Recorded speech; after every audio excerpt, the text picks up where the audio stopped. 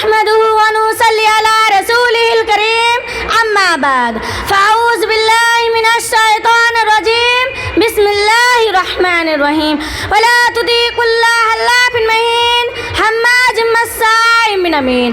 محترم صدر سالانہ انجمن اور حاضرین اکرام، چغل خوری کہتے ہیں کسی کی بات دوسری سے کہنا، جیسا کہا جائے کہ فلان نے تمہارے بارے میں اس طرح کہا ہے، اسی طرح کسی کی ایسی پوشیدہ بات بیان کرنا جس کا ظاہر ہونا یا جس کا کسی سے بیان کرنا اسے ناپسند ہو، چغل خوری.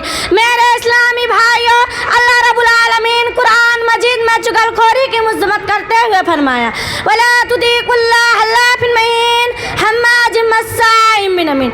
اور تو کسی ایسا شخص کا بھی کہنا نہ ماننا جو زیادہ قسمیں کھانے والا، بیوقار، عیب گو اور چغل خور ہو. اللہ کا نبی صلی اللہ علیہ وسلم نے بھی حدیث میں چغل خوری کی مذمت کرتے ہوئے فرمایا لا يدخل الجنۃ نمام، چغل خور جنت میں داخل نہیں ہوگا. غور کیجئے، اس حدیث میں واضح طور سے بتایا گیا ہے کہ چغل خور جنت میں نہیں جائے گا. آئیے حدیث نبوی سے ایک واقعہ سناتی ہوں جس سے چغل خوری کی بات واضح ہو جائے گی. حضرت عبداللہ بن عباس رضی اللہ عنہما فرماتا ہے کہ نبی صلی اللہ علیہ وسلم نے مدینہ مکہ کے باغ سے گزرے تو آپ نے دو لوگوں کی آواز سنی جن کا قبر میں عذاب ہو رہا تھا. آپ صلی اللہ علیہ وسلم نے فرمایا ان پر عذاب ہو رہا ہے لیکن کسی بڑے گناہ کی وجہ سے نہیں. ان میں سے ایک تو پیشاب کے چھینٹوں سے باستا نہیں تھا اور دوسری چغل خوری کرتا تھا. میرے پیارے ساتھیوں، اگر کوئی شخص چغل خوری کرے تو ایسی چغل خور کے لیے چند باتوں کا اہتمام کرے. چغل خور جو کہ اس کی تحقیق کر لے، کیونکہ چغل خور فاسق ہے اور اس کی گواہی مردود ہے. چنانچہ اللہ رب العالمین فرماتا ہے یا ایھا الذین آمنوا ان جاءکم فاسق بنبأ فتبین.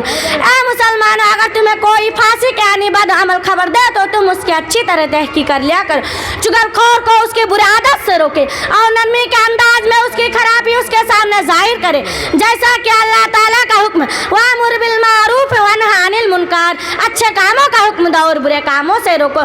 چغل خور جو کچھ کہہ دے تو اسی کی باتوں میں آ کر کسی کی عیب جوئی اور جاسوسی میں نہ لگ جاؤ، کیونکہ ایسا کرنا منع ہے. وَلَا تَجَسَّسُوا، اور جاسوسی نہ کرو یعنی کسی کا بھید نہ ٹٹولا کرو.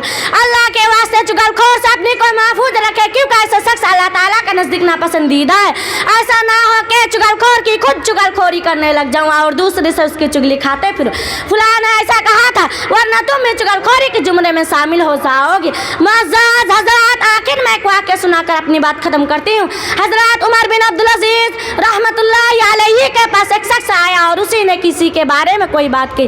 آپ نے فوراً اس شخص سے کہا چاہو تو ہم تمہارے بارے میں غور کروں، اگر تم نے جھوٹ کہا تو تمہارا شمار ان لوگوں میں ہوگا جن کا ذکر قرآن میں ان جاءکم فاسق بنبأ فتبینوا.